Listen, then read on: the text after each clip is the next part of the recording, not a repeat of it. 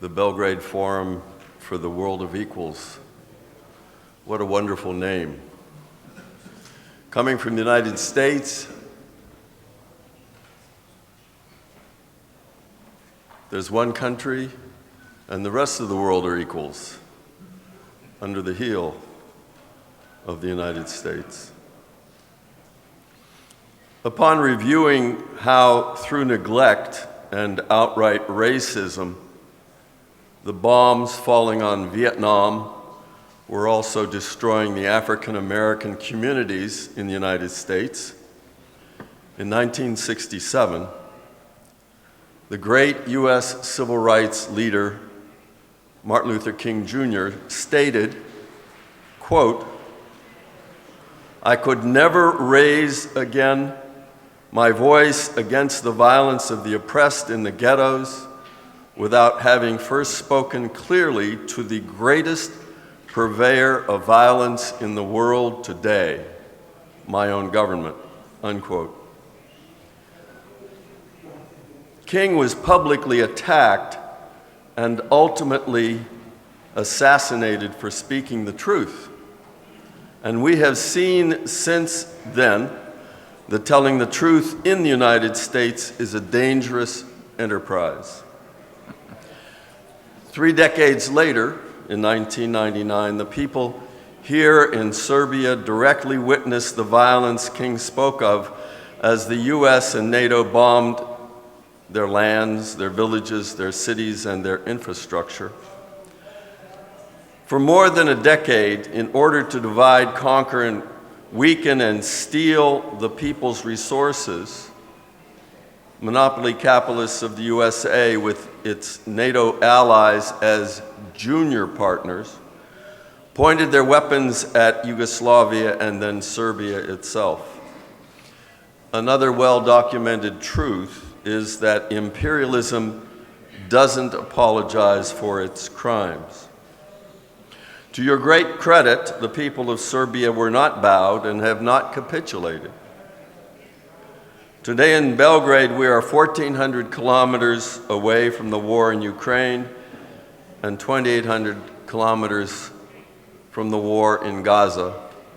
These are the most recent wars that are killing the working class and, unsurprisingly, mainly benefit the US military-industrial complex. Each of these wars involves nuclear weapons powers. Each war could expand in a flash. Both of these wars were avoidable. After 1991, there was no national security reason for the United States to insist that NATO expand rather than disband. NATO was never a point of national security for the United States. It was security for a small fraction of the ruling people and the military-industrial complex.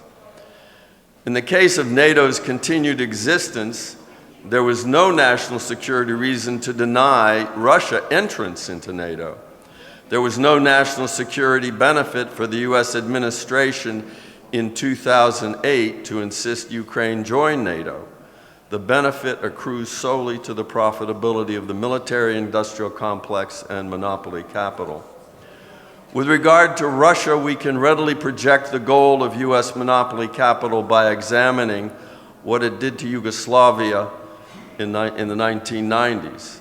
Weaken it through economic warfare, generate civil strife and civil war, create humanitarian crises, chaos, take sides, weaken Russia through kinetic warfare, politically and militarily occupy it and steal its economy and resources.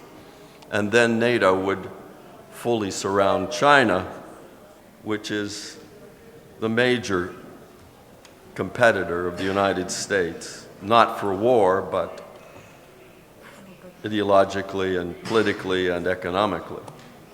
When the US engineered the coup in Kiev in 2014 that destroyed Ukrainian independence and sovereignty, easing neo-Nazis into the government and denying ethnic Russians in the East their culture, it was projecting a new war in Europe. Only the details were missing. The main enemy of negotiations to end this war are the powerful merchants of death. What the imperialists did not contemplate is that nuclear-armed Russia is not Yugoslavia. The 2020s are not the 1990s. The Israeli war in Gaza, fully backed and enabled by the USA, did not start in October 2023.